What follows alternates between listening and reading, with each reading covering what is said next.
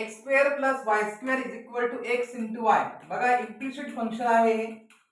Differentiating with respective to X we gate.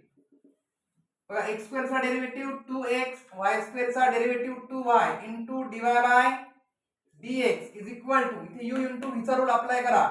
x as it is, derivative of y as it is, derivative of x 2x plus 2y into dy by dx is equal to x as it is, y चा derivative dy by dx plus y as it is, x चा derivative 1 2x plus 2y into dy by dx is equal to x into dy by dx plus y one जा y.